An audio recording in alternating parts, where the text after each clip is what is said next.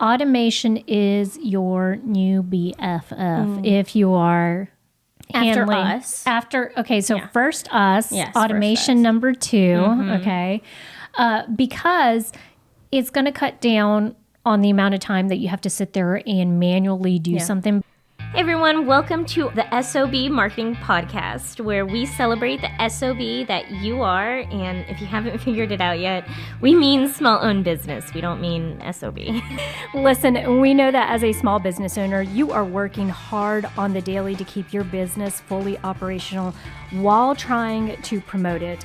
And while some days it may feel like the business is owning you, if we're being honest with each other, I bet you would admit that you wouldn't give up the insanity for anything. Our commitment here at the S.O.B Marketing Podcast is to give you the real talk, what works when it comes to advertising, marketing, promoting your business, and then what doesn't really work. And Chelsea and I promise to always keep the conversation real. Hey everybody, and welcome back to the S.O.B Marketing Podcast. S.O.B as in small-owned business. We would never call you guys names. Before we get started, y'all, how many of you are not following us right now?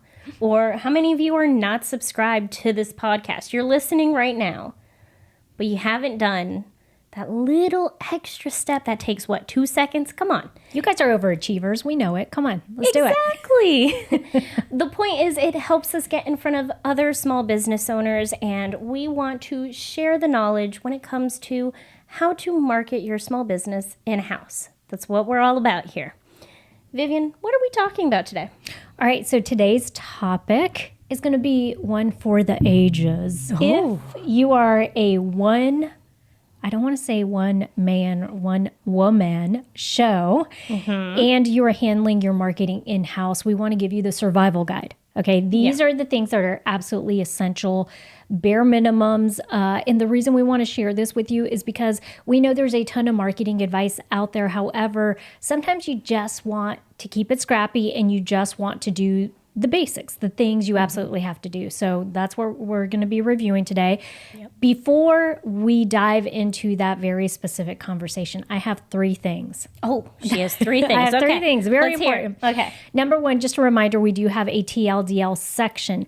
If you are in a hurry at the end, there's a chapter at the end of this episode. You can skip to it. Too long, didn't listen. Chelsea will go ahead and give you a brief overview. And then we always recommend that you come back and you listen to the whole conversation, okay? Because why not? You want to be BFFs with us, you got to get the whole conversation in context. Number 2, on a serious note. Oh, okay. Yes. When I was rewatching our latest interview, I hope that, if anything, I lead by example, and I just want people to be comfortable enough when they kind of see that they're doing something. I don't want to say it's wrong, but I caught myself doing something that's very annoying. And so I want to apologize to the listener and also to my baby sister, because what I notice I do is you will make a point.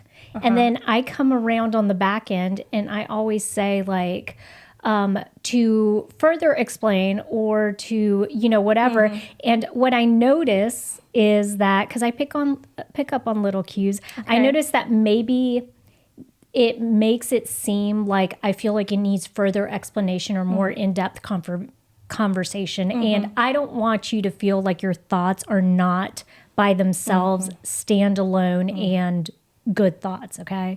Well, thank you. I did not feel that way at all. I think it's good that you come in and you further explain, because it gives another point of view. It gives like an in-depth conversation. I want our conversations to be in-depth, not to use the same phrase again, but I want our conversations to be in-depth because there is an entire thought process. Yes. When it comes to marketing, and I want everyone to understand it.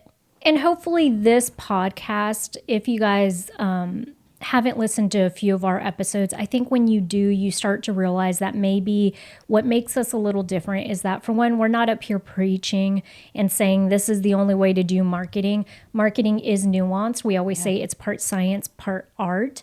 And I think that's where having different perspectives does help. Also, I think we're coming from different environments, not to heavily point out the age difference, but I do think because we have a 15-year age gap, we do have different ways of viewing the world and also marketing in general. And I hope that the viewer or the listener, if anything else, that you guys pick up on the fact I'm not ever trying to disprove or argue Chelsea's point. I think it's just the way my brain works, where I'm like, oh, like, is that, if I had never heard of this, would I understand it? Yes. No, so. I think it's good. And I think when we started this podcast, one of the reasons why, because Vivian came to me and she's like, do you want to start a podcast? And I was like, oh God, like another podcast? Jesus. Why are you my sister? Why are you always approaching me about stuff? But she was pitching it to me and I was like, I want to help small businesses. That's why I joined the Seasoned Marketer. It's an area in which I feel like there are a bunch of marketing podcasts out there. I'm not going to talk about any of them, but I feel like we do a good job of being real and no nonsense. And I appreciate that we have two different perspectives because marketing is kind of personal. Yeah. It's a very personal field. Yeah, for sure. And I just wanted you to know you are highly valued, and I do value your opinions. And so I don't want to ever make you feel like I don't value what you're saying and the perspective that you bring. I can already tell what happened is Vivian was watching, because I edit the episodes and then I make Vivian watch them just, to make sure they're okay. And she got to, there's a specific part where, I don't remember what I was talking about. That was so long ago, y'all. I explained my point, and then Vivian said, okay, for a different perspective. And then Caroline said, I also have a third perspective. Yes. That could be what you're thinking of. I loved that. Yeah. I love that because that's the point, is that everyone views things differently. And marketing, again, is nuanced and yeah. Well, I'd rather always be safe than sorry. Okay. And so I just wanted to put that out there and let everybody know. And then the third thing, which is probably the most important, they've been saying that you sound like an owl. What? What? They've been saying you sound like an owl. An owl? Like the bird?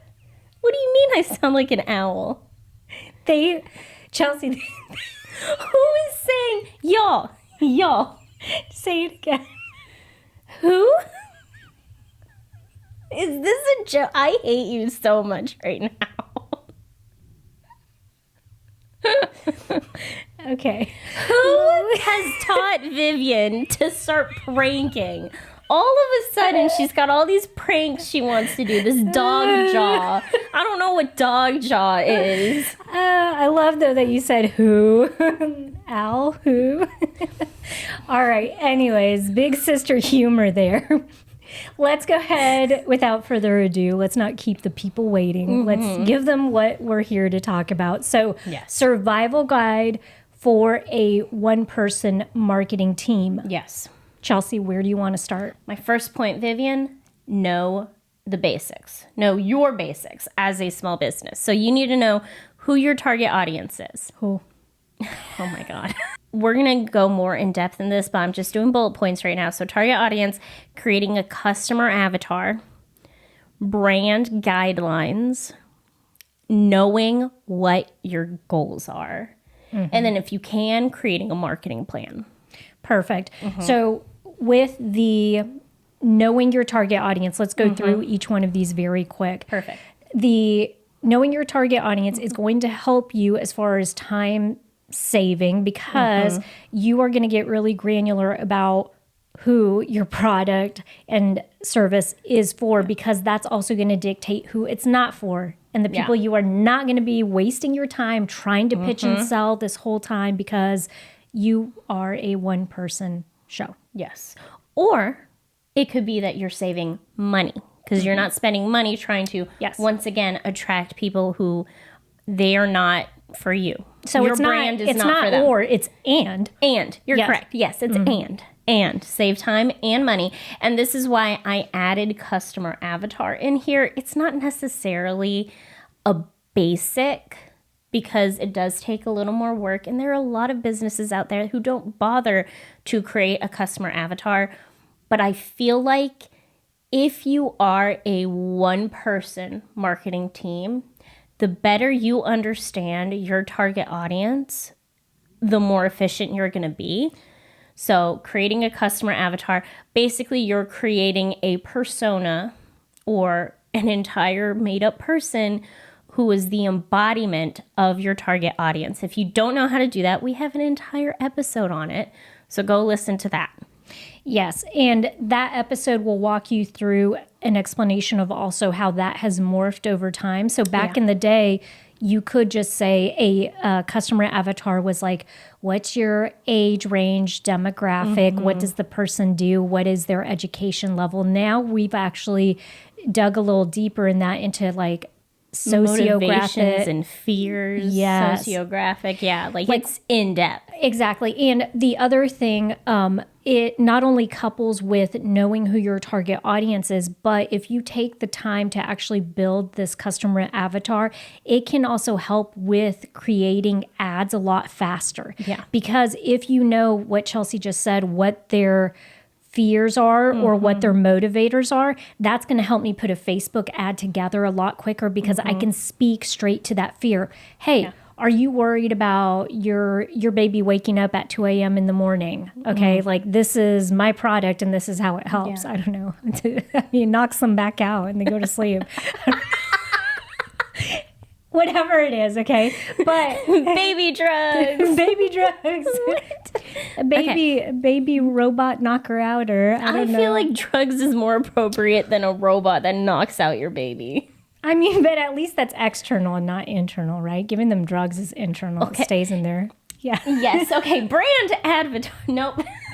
Customer avatar. I'm thinking of brand avatar because the next bullet point is brand guidelines. Yes. When you have very clear branding, it's going to help legitimize your business.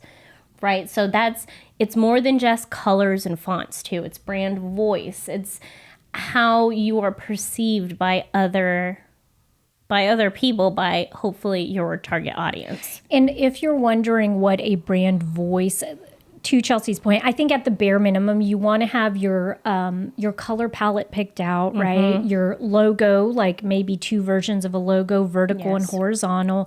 You also want to be sure that your text font is consistent and all that. Let me give you perspective. This is not only helpful to you, but let's say that you decide as a one-person team, you're like, hey, I'm ready to move on to the next level and actually start placing ads in the local newspaper. Having these guidelines set out for you, your brand guidelines, then you share that with the graphic team on the newspaper side of it, and it helps them to help you put an ad together, right? So this is going to help save you time because it's a one PDF that you can send to people and let them know ahead of time, hey, this is for consistency purposes, this is what we do. So let me offer this to you guys. I'm going to be a bad business person here. Just kidding.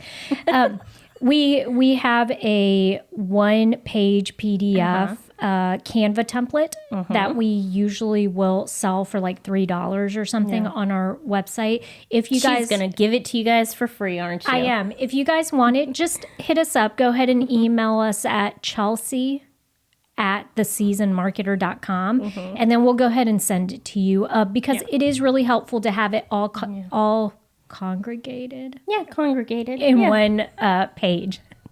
So the next 2 bullet points, Vivian, are marketing plan and knowing your goals. I kind of want to combine them because we've said it before on this podcast. You don't necessarily need a marketing plan. You definitely don't need like a year-long marketing plan. If you can do one, that's great. But we understand that it can be really difficult trying to create one. Go listen. We have an episode for that as well. Shocking. I know, for marketing plans. But really, what you need to know is what your goals are. Like, what are you trying to accomplish? Is it specifically, I am trying to bring more people in via my online sales? Like, I want to make more sales on my website. Am I trying to increase foot traffic? Like, understanding what your specific goal is going to help you be able to understand better what marketing opportunities are worth your time. Because again, you're one person show, you ain't got a lot of time. I would want to challenge people that maybe the way they view a marketing plan shift a little bit, because I think so much of what people think in their head a marketing plan is, it's the thing that you submit to the bank when you go ask them for a loan. It's like that big, lengthy, 5-year marketing plan, 3-year marketing plan, 1 year.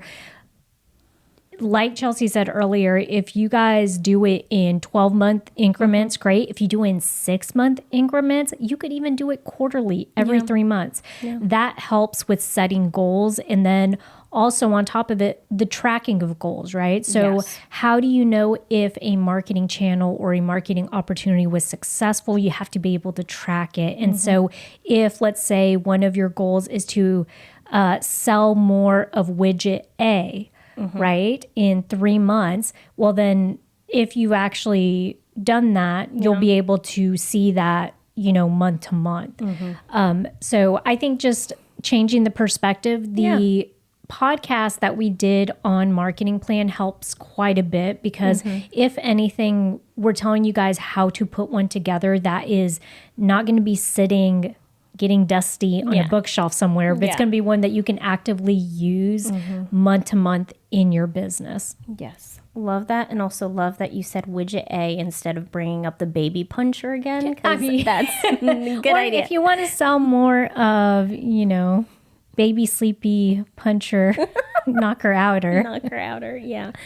So that's know the basics. Those are the basics. Now I have prioritize. Okay. So what marketing channels do you want to focus on?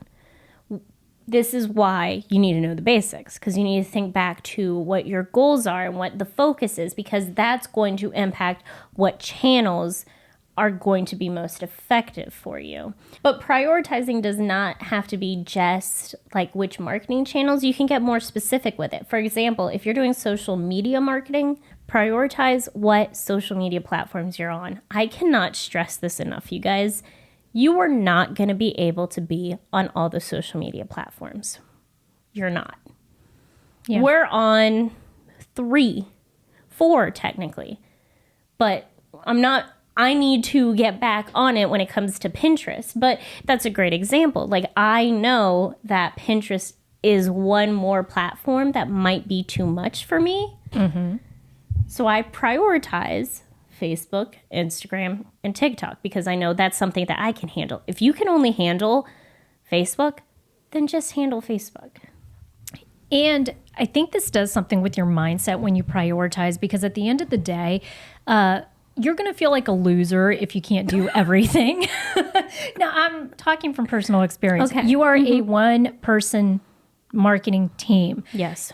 You are not going to be able to do all the things. And so prioritizing, I think, gets you in the right mind space, because you have this understanding that I don't need to be on all platforms. I don't need to be doing all the things. As long as I can complete these 3 things that I prioritized over the next 3 months, it's going to be a success. And I am chiseling away at my big marketing goal for the year. Yes. And so working backwards helps you with that prioritization. But let me give you a perfect example of how recently Chelsea and I have had to do this. Now, we're not a one-person marketing team. We're 2 people, obviously, united, one soul. But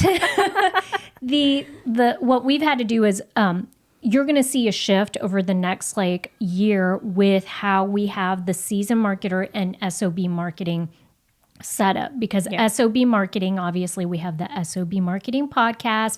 That's a little more of a overall umbrella. Right now we have all of our resources under the seasoned marketer name. And so over time, we are going to have to chisel away at moving stuff over under this S.O.B marketing umbrella. That is, when Chelsea and I have talked about it, she has spared no words in telling me that is a big undertaking. Yes. And so in order for us to do that, that's not something we can just do overnight.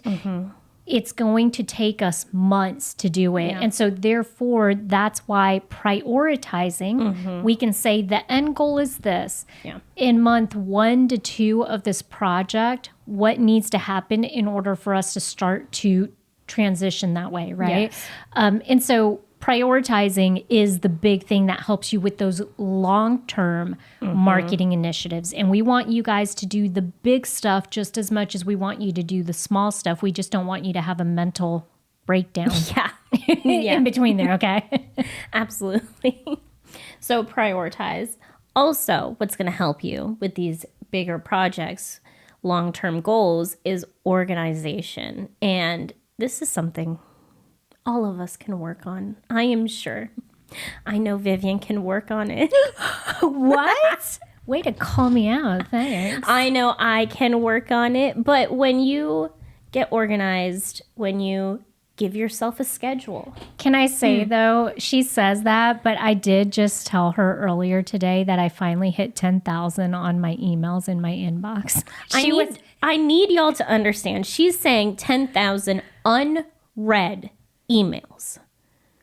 A lot of that's like promos and stuff. But Chelsea's like, does that not make you want to bash your head? And I'm like, no, I'm fine.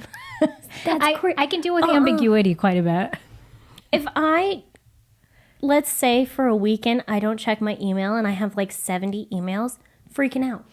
I can't do it. I hate it. We are going to settle this. You guys are going to tell us in the comment section, are you a have to have my inbox at 0 person, okay? Or are you okay having a plethora of emails in there? Doesn't have to be quite as bad as me. Doesn't have to be 10,000, but are you okay not having a, inbox read 0?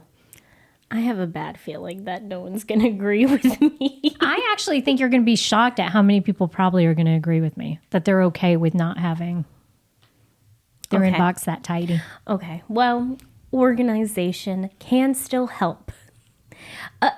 Schedule, that's what we were talking about before. Vivian wanted to point that out.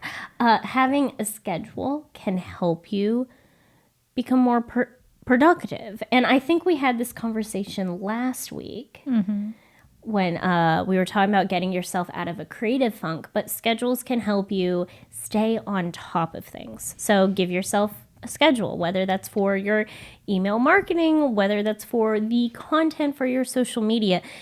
This is important because when it comes to marketing, consistency is so important for staying top of mind, that creating a schedule will help you stay top of mind. It does also, I say this every time, I need to find a better word for this.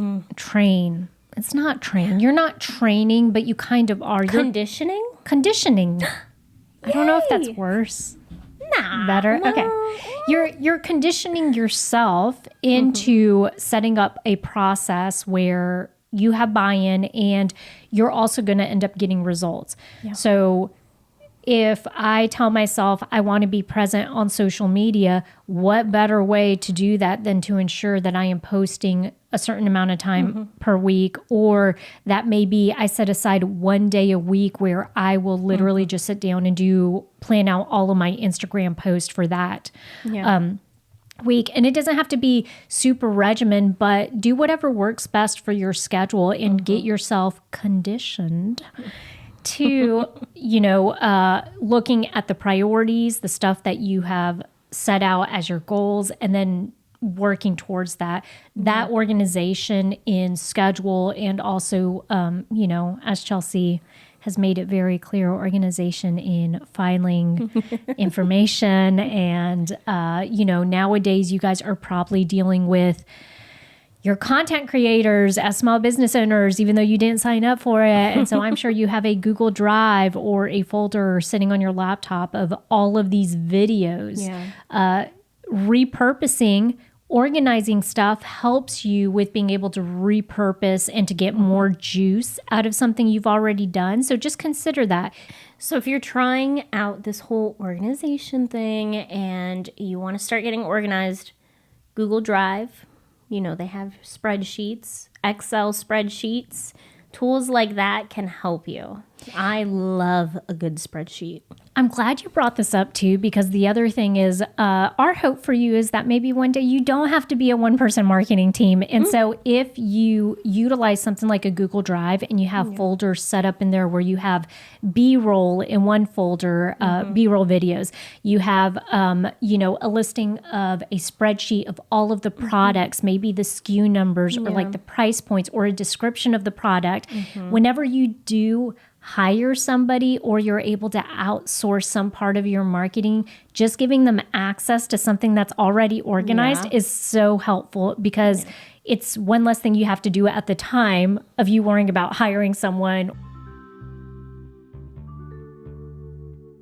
Stop wasting your time Googling how to market my small business. Join the S.O.B community. Get templates, expert advice, weekly Zoom calls with us, and a supportive group of other business owners for, get this, just $50 a month. Marketing doesn't have to be hard when you have help. Head over to www.school.com/SOB. That's SKOOL.com/SOB, all lowercase. Join today and feel confident in your marketing.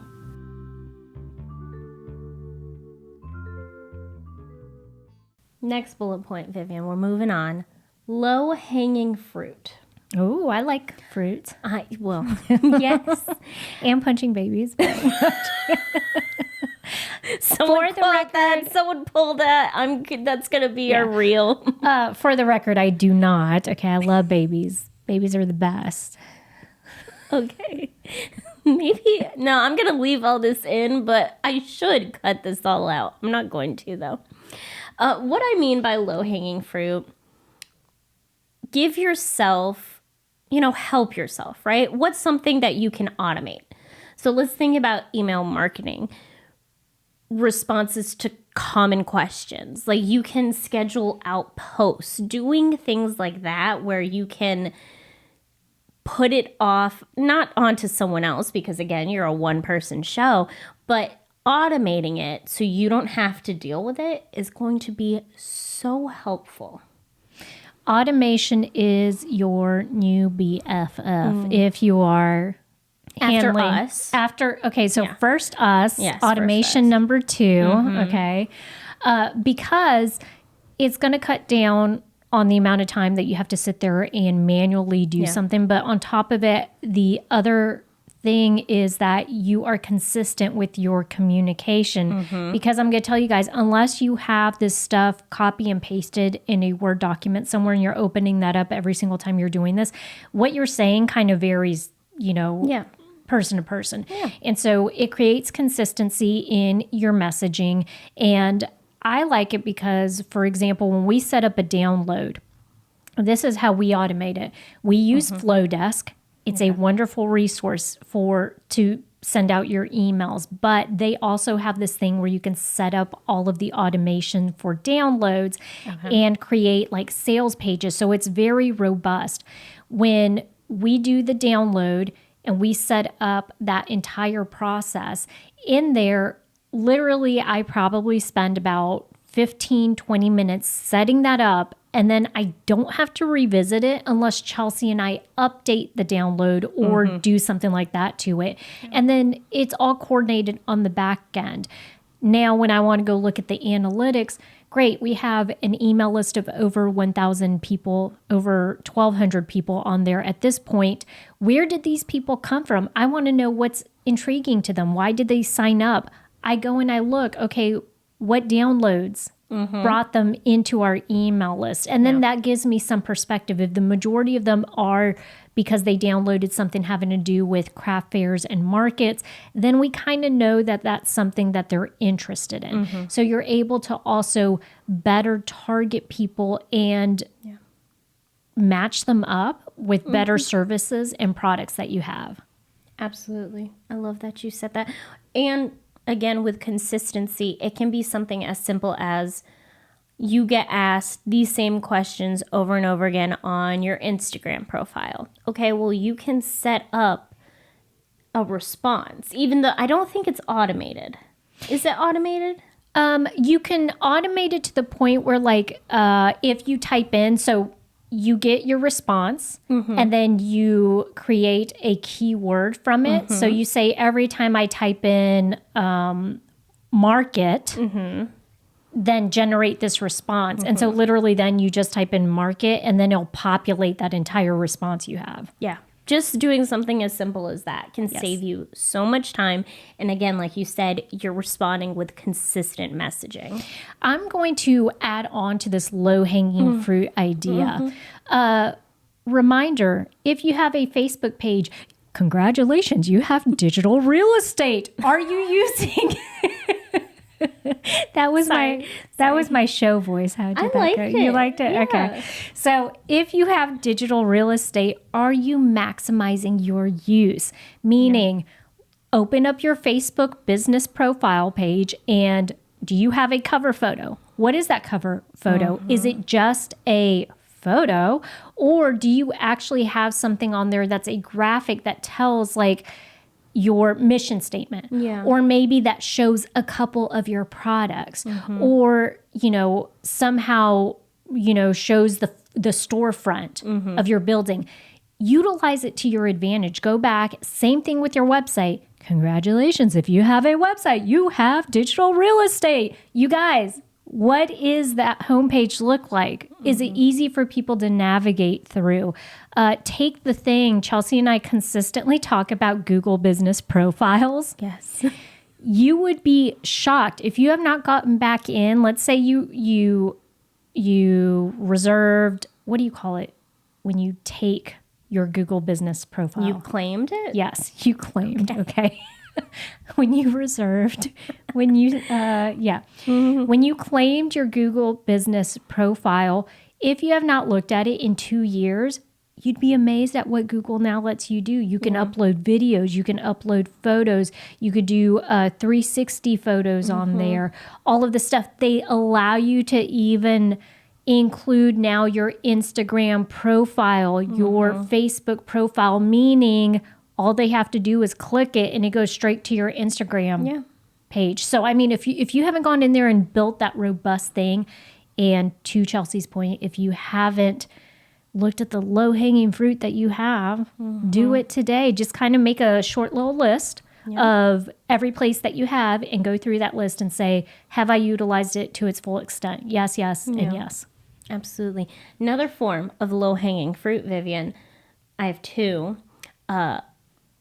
Repeat customers.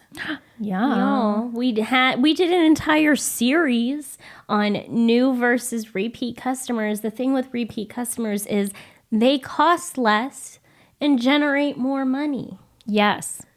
And that's a very good point, Chelsea, because these things that we've laid out today, as Chelsea said at the beginning, are to help you save money and time.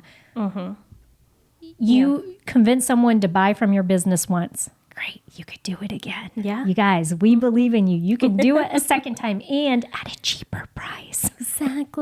Exactly. So don't sleep on repeat customers. And then my next low-hanging fruit, Vivian, is going to be evergreen content. Yes. Because evergreen content, y'all, if you don't know, it is content. You developed a list. I switched into Spanish all of a sudden, but okay. Castellonian Spanish. Apparently, yeah. Spanish. We don't speak Spanish. Content. Evergreen content is just content that you can share at any point in time about your small business. And the great thing about evergreen content is it is so easy to repurpose. Yeah. And what I love about it, it's kind of like, imagine you have a door, you're keeping the door open all the time, right? And so to our point, you set it up one time, you set it and forget it unless you got to go back and address it. Okay. So always know it's there. And, if you're updating, rebranding, doing stuff like that, you're going to have to go back and look into it. But once the bulk of the work is done, you're having to do very little to maintain. Yes. My next bullet point for your one-person marketing survival guide, y'all, is going to be find resources to help you. And we've had this discussion before on the podcast. There is nothing wrong with reaching out and asking for help. Nothing wrong with it. Now, if you are, again, one person, it can be a little difficult, but there are still resources you can find. There's Canva. There's ChatGPT. There's finding an email marketing platform that you absolutely love, like Flowdesk. There's the S.O.B community and the seasoned marketer and all of the resources that we offer people. Finding those resources that can help you be more efficient when it comes to your marketing is super important. We always have a spicy take on this during an episode. And usually it's coming from Chelsea. Today it's going to come from me. Oh, I'm actually going to tell you that if you are not looking for resources and you are handling your marketing in-house and you are one person and nobody else is helping you with your marketing, you are doing a big disservice to yourself if you are not out there looking for the resources. Like, that's dumb. That's dumb. That's so dumb. I was about to say you're not being very spicy, and then Vivian just called y'all dumb. So never mind. Well, no, because I'm going to say it like this. Think about this if you were in a professional setting. Not that you guys aren't professionals, but what I'm saying is like, okay, the marketing world. If I am a CMO, a chief marketing officer at Apple, if I'm a chief marketing officer at Google, at any big firm, part of my responsibility would be that I go to trade shows every once in a while or professional opportunities for education. Okay, so once or twice a year, I would force myself to go somewhere and actually go to an event that is put on by the American Marketing Association or an event that is very specific for the community of chief marketing officers. Okay, because community means you're learning and sharing ideas off of people. And so if you're not being a smart marketer, if you are doing things the hard way, you guys do not get a prize or an award for doing something the hard way. Yeah. All right. I understand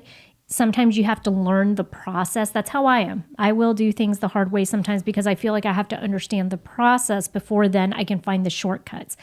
That does ring true. But if it is just because you are not taking the time to go out there and vet resources like an email platform that can help you set up some automations, right? Yeah. And the reason we love Flowdesk is we've told you guys time and again, we're not going to recommend something that is so expensive. We just don't operate that way, okay? So Flowdesk we love because you can grow your email list from 0 to 20,000 people and it will be the same price. Okay, $19.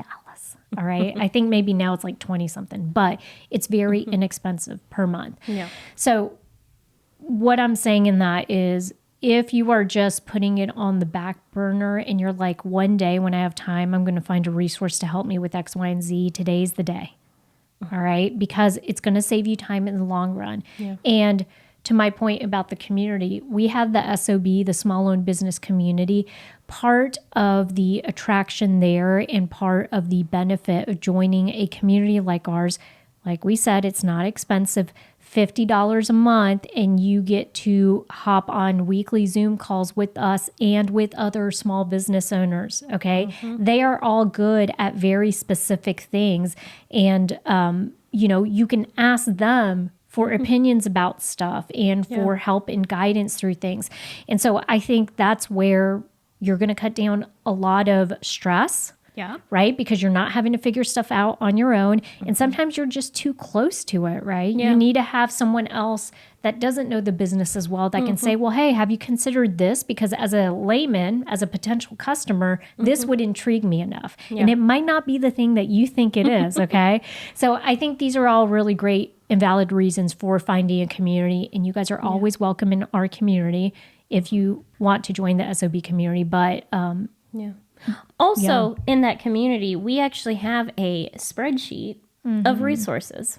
There you go. So we've already, and we did take the time to sit there, and we have it divided up by like topic or category. Okay, emails. If you're looking for an email platform, we have maybe like 4 or 5 listed on there. So if you don't like Flowdesk, and we give you the link to the website for each one of them. Okay, so talk about having a springboard for you just to be able to consolidate everything and click and then go research and see if you want to implement. Absolutely. Vivian, I want to touch on something that you mentioned just a few seconds ago, because it is our last bullet point. Giving yourself boundaries, giving yourself time. What's the word I'm looking for? I felt like we were about to be in like a revision of West Side Story when you were clicking.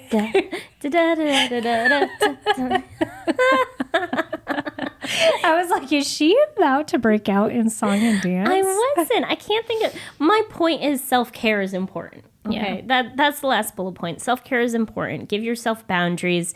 Give yourself time to take a step back and not be so stressed out about it and relax, because when you neglect your mental health, it's going to impact your business and your marketing.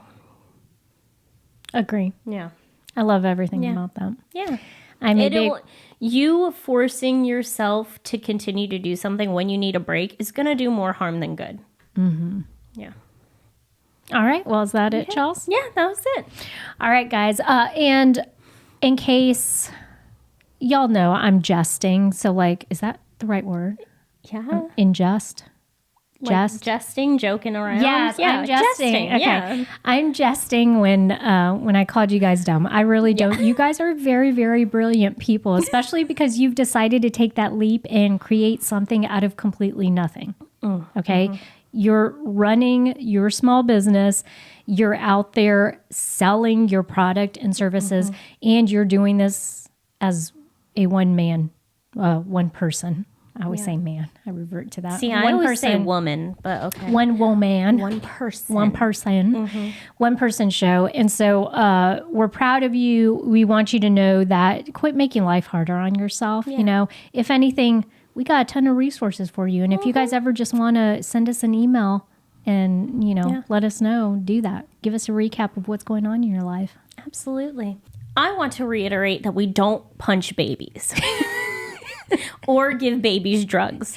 No. We don't do any of those things. We don't. We love babies. Well, I'm indifferent, but... I love babies. I'm indifferent, but I'm not punching or drugging them. I pinky promise. Are we ready for the TLDL? Yes, let's do it. Let's wrap this up. Okay, so if you skipped ahead to this TLDL chapter... That's great. I'm glad you're looking for this information. When you get the chance, though, go back and listen to this entire conversation, because that's where the good stuff is, So, wrap up of today's conversation. You are a one-person marketing department.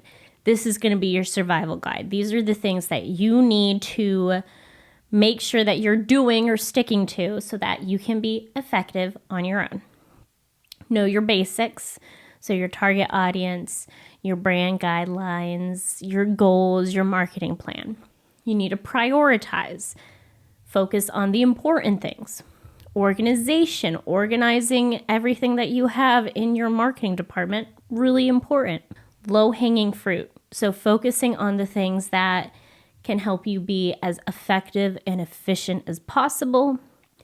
Looking for and finding resources to help you, because again, you are a one-person marketing department, and giving yourself boundaries, making sure that you're focusing on self-care and giving yourself a chance to breathe and relax.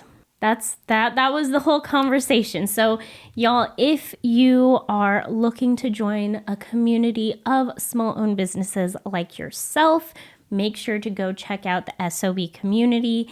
Make sure that you are following or subscribed to this podcast so you never miss an episode. And you know what? Just go be the best S.O.B you can be.